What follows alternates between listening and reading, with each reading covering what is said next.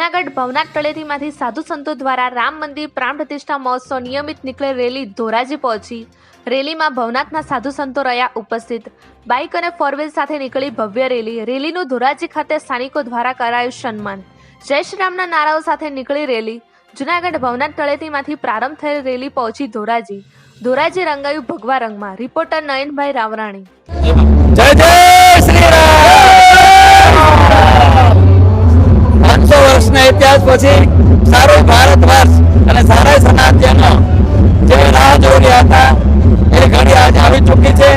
ભગવાન શ્રી રામ પોતાના નિજ મંદિરમાં આવતીકાલે એટલે કે 22 જાન્યુઆરી જ્યારે પધારવાના છે ત્યારે સારું ભારત વર્ષ એક આનંદ અને એક ઉત્સાહ એક ઉમંગ અને ઉત્સવ ઉજવી રહ્યો છે। ત્યારે શાંતેશ્વર મહાદેવ ભવનાથ અને ચેતન પીપળી હનુમાનજી મહારાજ ધોરાજીના મહાન શ્રી દિગંબર લાલુગીરજી મહારાજની અધ્યક્ષતામાં શ્રીપંથ દશનામ જૂનાગઢના સેક્રેટરી શ્રી અમૃતગીરજી મહારાજ મહાદેવગીરજી મહારાજ સાથે સમસ્ત અનુયાયી ભક્તો સાથે જે ભવનાથ તળેટીથી લઈ અને ધોરાજી સુધી એક બાઇક રેલીની આયોજન કરેલું અને આ બાઇક રેલીમાં હજારો યુવાનો સનાતન્ય ધર્મને લઈ એક ભગવાનની વિચારધારાને લઈ અને ભગવાન શ્રી રામમય બની અને આ રેલી ચેતન હનુમાન પીપળી ધોરાજીમાં પૂર્ણ થશે।